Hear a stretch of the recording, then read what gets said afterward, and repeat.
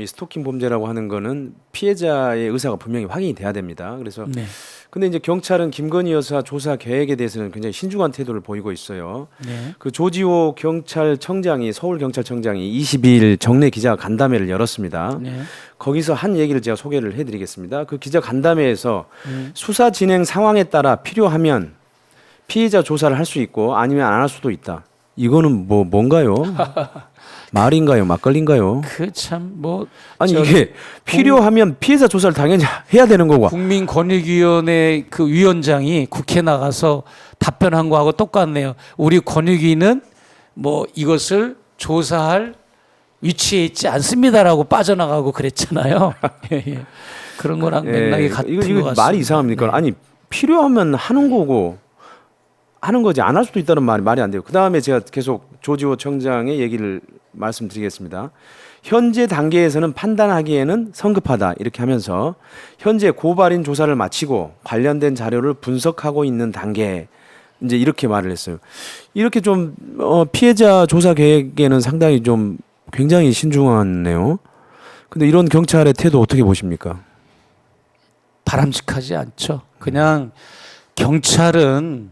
경찰이나 검찰 혹은 이제 공무원들, 군인 이런 그룹들은 공권력이잖아요. 그렇죠. 공권력은 국민들이 권한을 준 겁니다.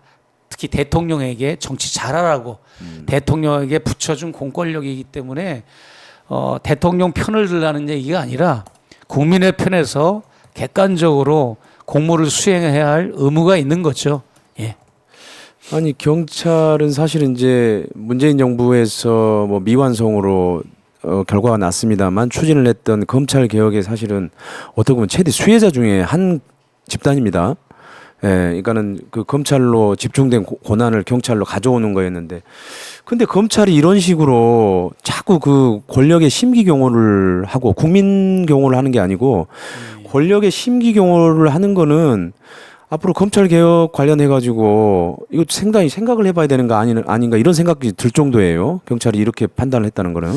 그럼에도 불구하고 또 윤석열 대통령을 제가 사는 로스앤젤레스에 있는 유명한 탐사 매체인 썬데이 저널에 예. 제보한 또 경찰 간부도 있지 않습니까? 예. 윤석열 대통령이 밤 12시만 되면 한남동 관저를 빠져나와서 청와대 부근의 종로에서 술을 마신다. 새벽에 들어온다. 그래가지고 그걸 제보한 양심적인 경찰도 있는 반면에 예. 또 이런 경찰도 있고 뭐 그런 것 같습니다. 네. 근데 아무튼 경찰이 이렇게 국민 심기를 경호하는 게 아니고 권력의 심기를 경호하는 거는 제가 봐서는 이거는 오해받을 소지가 너무 많고요. 그리고 검찰이 지금 사실상 그러고 있지 않습니까? 사실은 네. 권력을 위한 기획 수사들을 지금 계속 하고 있는데 이렇게 되면은 참 검찰 개혁에서 경찰이 이 수혜를 받기가 참 좀 아이러니합니다. 지금 뭐 이제 앞으로 이제 새로운 22대 국회가 개원되고 만약에 이제 특검들이 연이어 이제 시작되거나 국정조사나 특검이 이제 시작된다면 아무래도 이제 그동안 형식적으로 권력을 수사했던 수사관들은 검찰들은 다시 이런 특검 수사관들에서 또 조사와 수사의 대상이 돼야 되지 않을까 그렇죠. 예. 그런 생각합니다. 예를 들어서 도이치모터스를 김건희 도이치모터스 주가 조작 사건을 담당한 수사관들은 다시 수사를 받아야 돼. 그 수사관들을 왜 뭉개는지. 뭉개고 예. 권력의 눈치를 보고 권력과 소통하면서 이렇게 하는 부분도 반드시 심판을 받을 것이고 모든 부분이 이제 다음 개원한 이제 국회에 달려 있다고 저는 생각을 합니다. 아니 그래서 저는 진짜로 지금 그런 경찰에게 이런 헌법 제1조 문구를 들려드리고 싶습니다. 대한민국의 모든 권력은 국민으로부터 나온다라고 헌법 1조가 분명하게 명시하고 있습니다. 대통령 권력도 사실 국민 권력 위에 있을 수는 없는 겁니다. 예, 경찰한테 그 얘기를 꼭 들려주고 싶고요. 그러니까 이제 피해자 조사도 안 할 거면은 사실 아예 목사님도 입건하지 말았어야 정상 아닌가요? 솔직히 얘기하면. 그렇죠. 뭐 이제 스토킹이라고 하면 양쪽의 얘기를 다 들어봐야 되지 않습니까? 그러니까 아마 저를 부를 수는 없을 것 같다는 생각이 들어요. 나는 뭐 불러도 좋고 안 불러도 좋은데 뭐가 됐든 제발 이런 언론이 경찰이든 권력이든 언론이 경찰과 야합을 하고 또 정권과 야합을 하는 작태를 벌이고 언론의 고유한 그 의무로 기능과 역할로 돌아가기를 나는 호소합니다. 언론은 권력을 견제하고 감시하고 권력의 부정부패를 캐내는 일이 언론의 기능과 역할이고 사명이지 않습니까? 예. 그럼에도 불구하고 권력을 측면 지원하고 이런 것은 도저히 용납이 안 되는 것이고 국민들이 용납을 안 할 것입니다. 네. 정보 유통회사 직원들이지 누가 그런 걸 언론인이라고 말할 수 있겠습니까?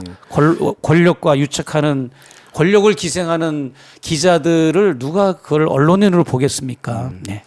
어쨌든 이제 목사님을 입건했으면 이제 네. 피해자도 조사하는 게 맞고요. 왜냐하면 이제 법 집행은 공정하고 또 균형이 있고 또 형평이 맞는 게 이제 굉장히 중요하지 않습니까? 그러니까 이렇게 법 집행을 해야 사실 그게 이제 합법적인 권위를 획득하는 거기 때문에 저는 만약에 목사님을 입건했기 때문에 피해자 조사하는 건 맞다고 해요. 물론 이제 피해자에 대한 조사 형식은 좀 다를 수는 있겠죠. 뭐 직접 조사냐 아니면 서면 네. 조사냐 방문 조사냐 이런 것들은 다를 수는 있겠지만 피해자가 진짜로 공포감과 불안감을 느꼈는지 스토킹을 당했다고 생각하는지 의사는 네, 예. 경찰이 반드시 확인해야 될 겁니다. 그렇습니다. 예.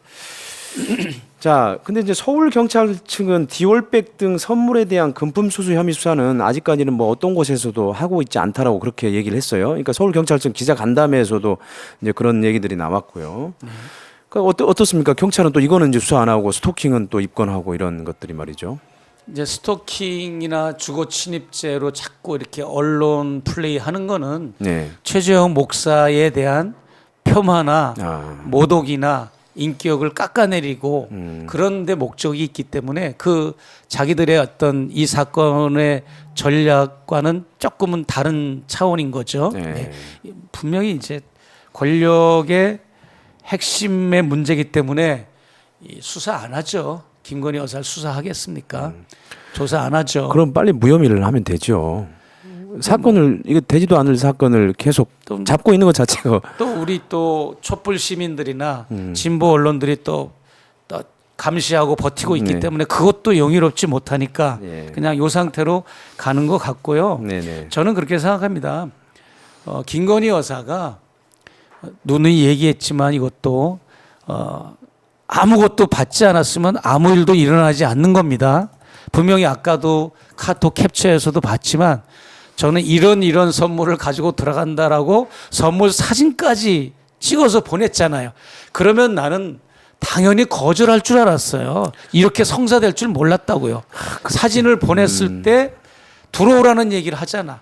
그리고 본인들 얘기처럼 10여 차례 접견을 얘기하는 과정에서 다른 거는 다 그냥 무시해버리고 명품 선물이 들어가는 이 두 차례에만 들어오라는 반응을 보인 거 아닙니까? 이게 키포인트입니다.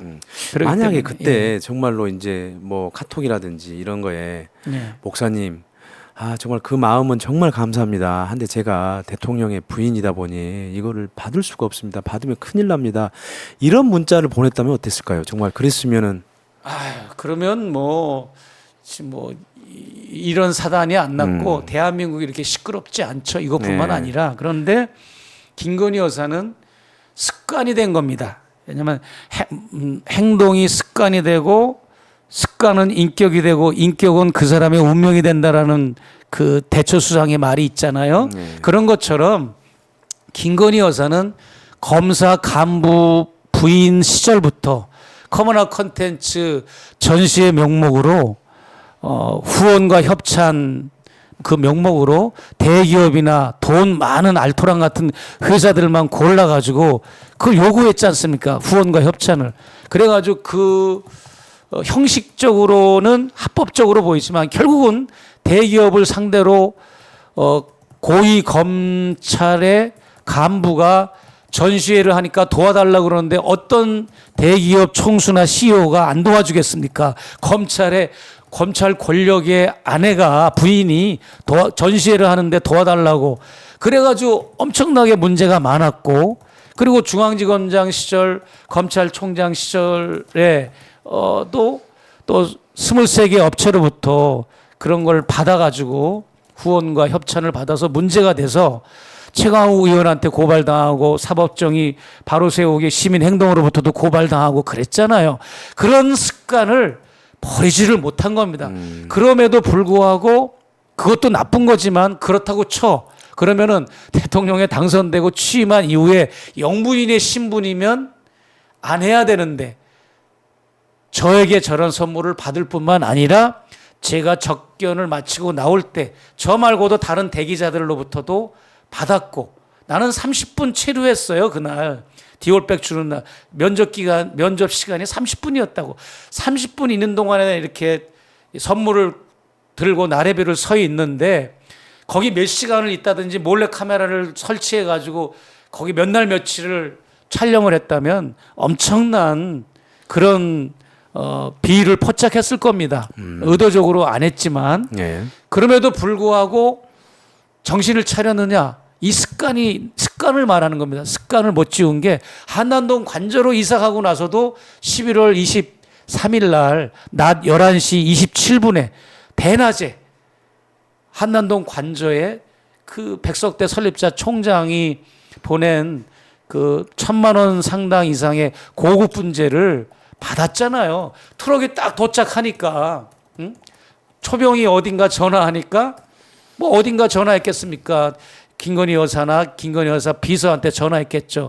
이 선물이 왔는데 들여보낼까요 말까요 하니까 초병이 전화하니까 바로 대문이 열리고 그 트럭이 들어갔잖아요. 네. 일반 사람의 선물이라면 또 말을 안 해.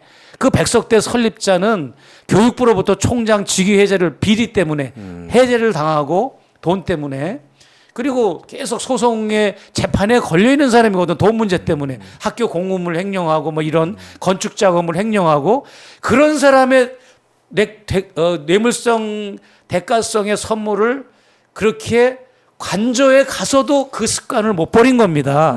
제가 말하는 건 그걸 말하는 거예요. 처음에 그랬잖아요. 구 기자님이 저한테 아주 이 정권 망하라 그런 건 아니었네요 라고 그랬잖아요. 예. 철퇴를 가한 거는 정신을 차려라.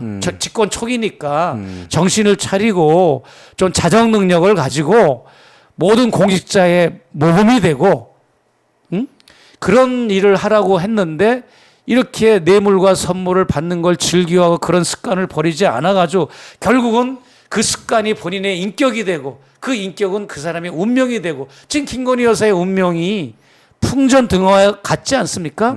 저렇게 일국의 영부임에도 불구하고 숨어서 부끄러워서 나오지 못하는 이런 처참한 운명이 됐는데 이제라도 이 사건을 대처하는 도이치모터스 주가 조작이나 디올백 사건이나 여러 가지 또 처가 일가의 어떤 비리 문제 이런 거에 있어서 그냥 클리어하게 있는 그대로 국민들한테 내놓고 용서를 구하고 법의 처벌을 받으면 됩니다. 죄를 지었으면 죄를 지은 것만큼의 처벌을 받는 게 정상적인 민주국가 아닙니까? 네. 그리고 선진국 아닙니까? 그런데 죄를 짓고도 처벌을 안 받는 거니까 그게 무법천지라는 말인데 무법천지 사회가 된 거 아닙니까? 대통령 가장 윗물들이 저렇게 혐의가 많고 범죄 사실들이 드러났음에도 불구하고 일절 처벌을 안 받고 오히려 정적들이나 이런 나는 조국 지금 대표가 흠결한 사람이고 청정지역의 인물이라고 말을 한 적은 없어요. 네네. 그분도 여러 가지 이런 수사 결과나 본인이 또 인정한 부분도 있잖아요. 네네. 그러면 거기에 걸맞게 윤석열 대통령, 김건희 여사도 똑같이 그만큼 국민들 앞에 털리고 자세하게 의혹이 없이 한 점 의혹이 없이 모든 걸 수사를 받고 조사를 받아야 된다는 거죠. 네. 조국 장관처럼 네. 조국 장관을 두둔하는 게 아니라 그 정도로 해야 됨에도 불구하고 모든 공권력을 동원해 가지고 김건희 여사와 윤석열의 전 대통령 전에 있었던 사건들, 혐의들 또 대통령 임기 중에 있었던 이런 사건들을 다 덮고 은폐하고 있잖아요. 네.